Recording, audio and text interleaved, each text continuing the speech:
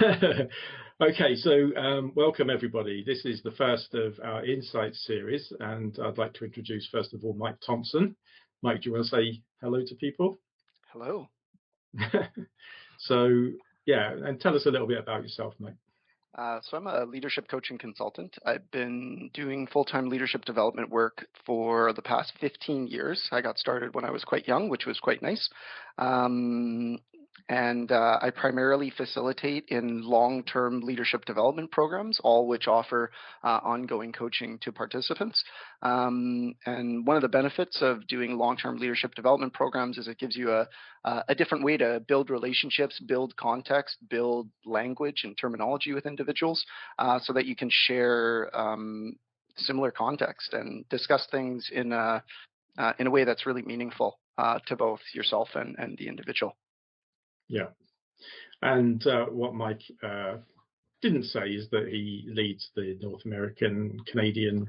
Right. Yeah. Sorry, I'm the president of our North American operation. I have a business degree from the University of Winnipeg. I'm a professional certified coach. I'm a HeartMath certified trainer.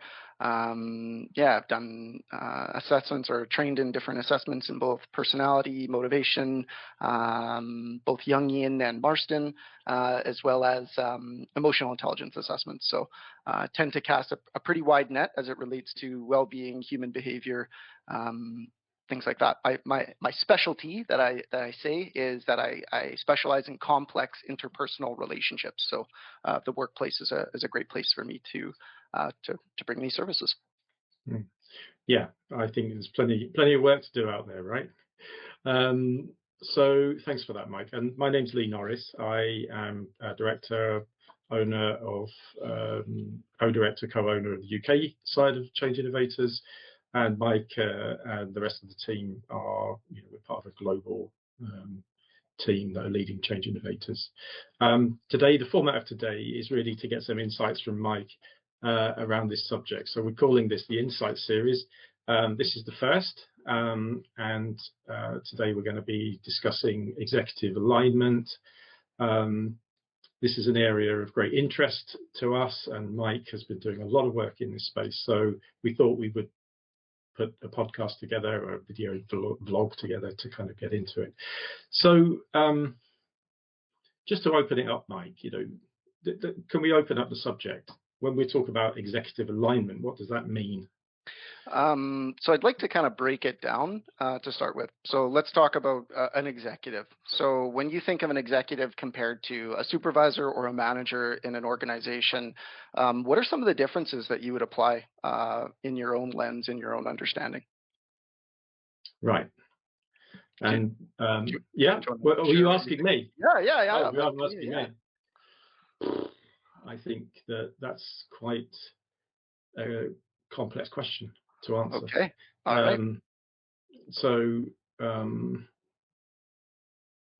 I think about it, carry on. Okay. All right. Well, then, so here's the way that I look at it, and I don't have to push it back on you all the time, but it does. No, it's fine. We share a similar context. So for me, there's a fairly significant difference when we think about what an executive's function is in the organization. And so I will get a little bit long-winded here, so take it with a grain of salt. But in essence, there's a component of fiduciary responsibility. We need to be thinking and engaging in a way that is ethical. It's within the means of the law, or it's lawful, and it's what's good for business. And so what happens is that there's a really complex dynamic that comes in. And the fact is we're human beings, and we are not uber rational. There are very rational people out there. But what we're learning about human behavior is that, what's that Antonio Damasio quote? Hopefully I don't butcher this, but we are not rational beings who feel, we are emotional beings who think. And so I apologize if I got that wrong, but that really matters. We have a very advanced and complicated nervous system. We have a complex threat response that's really in charge of keeping us safe. And so when we think of terms, or think in terms of what's good for business, sometimes that competes with what does it mean to be a human being? How do we treat people with integrity? How do we make really difficult decisions in the workplace that that impact people's lives, and how do we carry that, and how do we communicate that, and how do we navigate that with full respect for the organization and what's best for the organization, and just as importantly, with full respect for the individual. And so maybe one other comment here: when I think in terms of a strong executive, they are an individual who really understands that, balances it well, um, communicates that dynamic through strong emotional intelligence and self-awareness, Yeah. because it's a balance between recognizing that almost everything is very, very personal, and at the same time, when we're running in an organization, um, you know, it's just business sometimes, and that's not true. It's always going to have a personal edge. It's always going to affect people.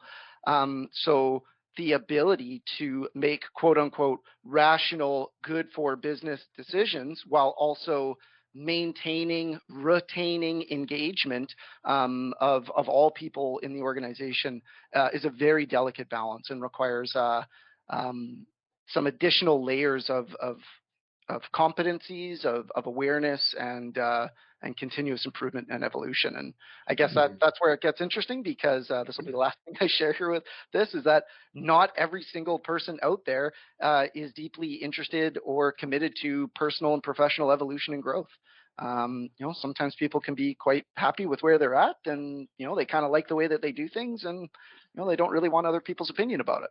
And that can be a challenging thing to navigate in and of itself. Yeah, I think that that's been really helpful for me, because I've been reflecting on what you've said in relation to the question that you asked me, and I think part of it is part of the hesitation in coming back to you is the two words themselves, yeah, executive and alignment, and what does that really mean? Well, we'll talk about alignment in a minute, because that's going to be an important thing to discuss as well. Yeah, and the idea of an executive as a team of people that have certain set of responsibilities, and I think it's not always clear what those responsibilities are. Actually, it might be in a kind of rational sense that what you're describing, I think, is what the team's there for to do, but also how often do we actually open up this idea of that we're human beings with big jobs, but we're human beings before the big jobs, and the pressure that people can sometimes find themselves under means that can be really challenging, because it does get into the heart of what you were saying, is that we get triggered, we kind of have emotional responses to things, bias. And bias and all the other things that go with that, and then it leads to certain behaviors that can be easy to be critical of. Actually, it'd be easy to make excuses around, for example.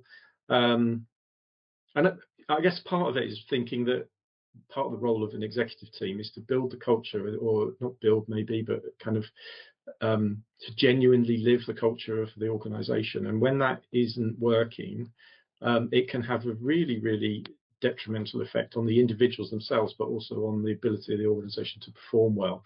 So for me, part of it is the emphasis on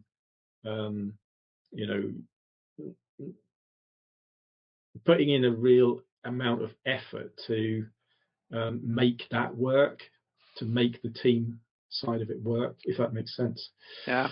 One thing that came to mind as you were chatting there was, it would be really beneficial, and it doesn't always happen at the C-suite, to just get around the table and say, what does it mean to be an executive here? What do we want to see in our executive? What do we want to be able to predict in our executive team? Because what happens is you end up having, if you have a team of 10 executives, you have 10 different interpretations of what it means to be an executive. And that's not always a bad thing. But if we don't have clearly aligned decision-making processes, an awareness of why we make the decisions that we do, good HR practices that are aligned and applied across the organization, because as you were discussing with Donna the other day, this concept of fairness, right? People are perceptive, and if something even has a 1% chance of being perceived as unfair, it has a high likelihood, even though it's a small one, because people are just that perceptive of it. So it is important, and to basically understand that, because it will be different in each and every organization depending on their size, what they do. But yeah, really this idea of getting clear. What do we mean by executive? And maybe one thing I would add, next to fiduciary responsibility was the safety. The Yeah. safety of the people that they engage with, and that's not only physical safety, but also psychological safety, which maybe we can dive into later on in our conversation today. Yeah. So there's a lot to it, really, is what we're saying. Yeah. So do we talk about alignment now? Do I ask you your idea of alignment? What comes to mind for you when you think alignment? Oh, see, now that was the other part of the question that you had me pondering on. I think alignment can mean many things. Yeah. So if I'm a chief executive of a company and I've got a direction of travel that I feel is the right direction of travel, and I've got an executive team that, quite rightly, Mike, 10 executives, 10 different outlooks on the world, potentially 10 different opinions, 10 different ways of doing things, if not maybe more. And I think alignment can also come with this sense of frustration and kind of relief. Yeah. When it's working well, my feeling is that is what alignment is. That's what it feels like. There's another side to that, which is a kind of disharmony, really, disalignment, but it's a disharmony, which gets in the way of the performance of an executive team. Okay. And that can come in the form of relationships. It can, either working well or not working well. It can come in and by the way, relationships working well and not working well probably is at the heart of this in many ways. There can be competencies and challenges around not just the individual executives, but it may be around an organization changing and an organization not having certain types of skill sets and capabilities that it needs to have. And then what happens under those circumstances, because I think it's possible that senior people then start to think, well, I should know about this, and maybe find themselves feeling that they don't have what they need in order to fulfill their role. So there's lots of things in that. I mean, I'm talking about harmony and disharmony, I suppose, in relation to alignment. The easy place to go to, for me, is the stuff around strategy and values and all of these things, which are really important, but at the same time it's the interactions, the way people feel about what they're doing, the way they feel about each other, to me, is, I would even go as far to say, a bigger part of what I would see executive alignment being. Okay. So a couple of things, right? Alignment to what? Right? Alignment to the organization, alignment to the core values, alignment to ourselves, alignment with other people, congruency, not just rational congruency, but emotional congruency. Are we thinking in a similar way? Are we processing things in a similar way? And, we're almost never going to be exactly in alignment, but this is where quality, trusting relationships, vulnerability, psychological safety is going to be that key to unlocking how it is that I see the world, how it is that you see the world, and really creating a safe space for people to disagree. And the reason why I say safe space, I hope that doesn't upset people, but the fact is it is very easy to trigger or threaten people. And once people's reptilian brains, once their threat response is kicked in, it's not always obvious to the individual who's starting to dysregulate. It does have an effect on the way in which they think, they speak, they act. And it's always easy to make things worse. It's much more difficult to be accepting and productive and calm. Those are challenging things. Those are not default settings in people. Those things come in individuals when their needs are met, when they are not experiencing pain, whether that's physical, mental, emotional pain, spiritual pain, misalignment, right? So let's come back to that idea of, the expectations of an executive. Sometimes executives have really amazing contributors who have worked on their teams for, 10, 15 years. But now the organization's going through change. We're no longer servicing that side of the business. There's not enough revenue there. There's not enough of a future there for us. So we have to close down a business unit. Now we think in terms of, well, how does that executive go about dismissing certain people on their team, and how do they fight for resources to keep the people that they really rely on, who have been proven to provide value over the years. So one thing I'll mention here, and it'll come up a couple of times in our conversation, I assume, but the majority of challenges that organizations face today are the deeply human issues. They're not necessarily, we can't afford that new building, we can't afford that new machinery. Typically there's resources when we need them. Oftentimes the big issues that are challenging to difficult, we can't fix them with a credit card necessarily, are those complex interpersonal dynamics between individuals. So again, as that C-suite or as that director level, being able to go, what is it that we want to be aligned to? How is it that we want to respond to certain kinds of conflict, and what's really important? Because again, this is where we have to come back to the fact that every executive is different. They all have slightly different interpersonal values as far as what's important to them and how they go about achieving results. And those are often going to clash long before they're going to complement. And so, yeah, the more we learn about ourselves and the more we learn about other people, the more we can ascribe or acclimate to alignment. And so maybe one last component here on alignment. In our accountability model, I define peace as having greater or full alignment between the dialogue of our inner conversations and our outer conversations. And so when I am safe, when I am comfortable, when I feel encouraged to share my truth and what's going on for me with my outer world, I'm going to have a much greater degree of peace in my life. Whereas if I'm wrestling with things, if I'm constantly having to play politics, if I'm constantly having to filter and filter and filter, or walk on eggshells about what's going on in here and not being able to express it fully out in the external environment, I'm not going to be feeling that peace, and I may be having a higher degree of stress, which again has all kinds of negative effects on the way we think, the way we feel, the way we behave. And this, I mean, a couple of things that you said there, which I think really resonate with me. The first one is that regardless of whether I'm an executive or not, I am a human being. And paying attention to what that means is really important, because if I don't, then there's a big part of the equation that I'm not paying attention to. Yeah. There's another thing I think you said, and I'm kind of thinking maybe you did, maybe you didn't, but it came up for me, was that it's actually easy to step back from that. That when you're feeling stressed, when you're feeling triggered, when you're feeling that things aren't right, your kind of inner world and your outer world out of kilter and out of balance. When that shows up, how much time and effort you've spent in a way understanding how to lean into those things, to kind of not shy away from the human element of what's happening and actually lean in and understand what's happening, is a less trodden path.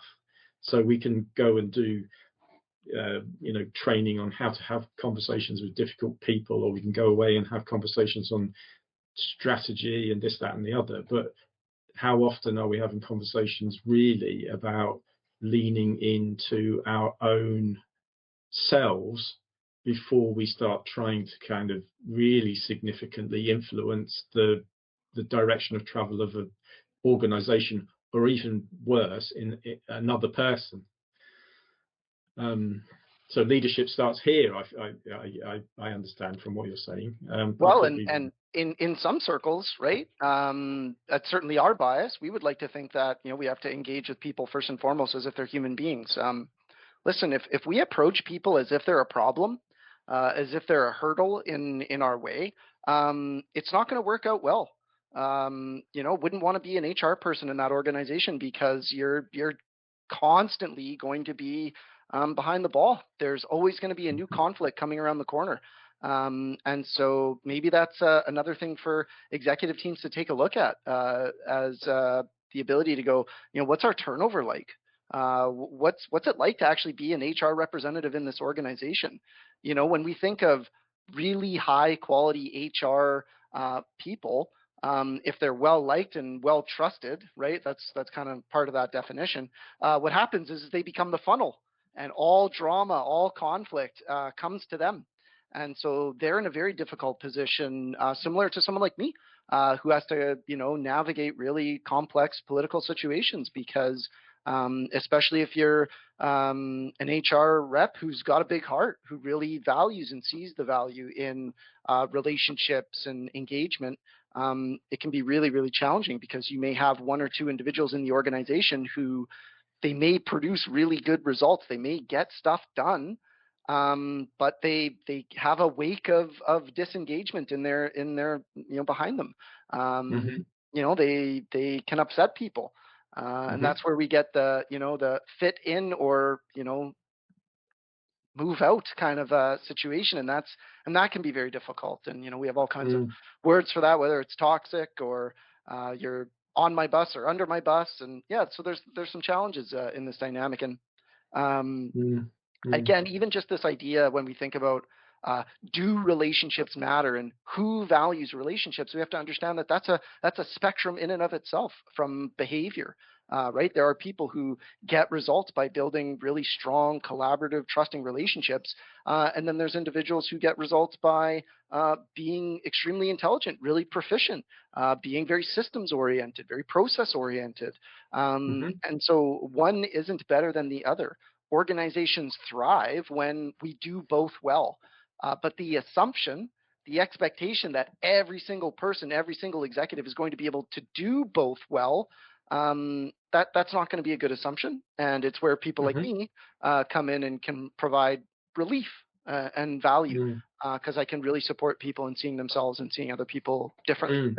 In the event that they're coachable and receptive, maybe I should put that as a little asterisk there. Yeah, I'm wondering, this is a bit of a curveball, so we'll toss it in and see what happens. But in relation to executive teams and the relationships between the executive themselves and the rest of the organization, I think it's difficult to ignore power and how that may show up, and what that actually means and how we use it wisely. So I'm not a big fan of the word power. I'd like to think, I know times are changing right now, for better or worse. But I'd like to think that we all in good moments can see the value that everyone provides. That the fact is the CEO puts their pants on the exact same way as every single employee in the organization, one leg at a time. They are no more, no less a human being. And so the terminology I prefer to use is status. They have a particular energy about them, whether they know it or not, because of the way in which other people perceive them. And a really simple example of this is, if you're like me and you're from North America, grade school. If the kids are goofing around in class and the teacher's having a hard time kind of, keeping the kids in line, they call the principal. And all of a sudden the principal walks in the room and, oh, that's a person in higher status. Oh, I don't want my parents to get a call from the principal. So my behavior changes pretty quickly.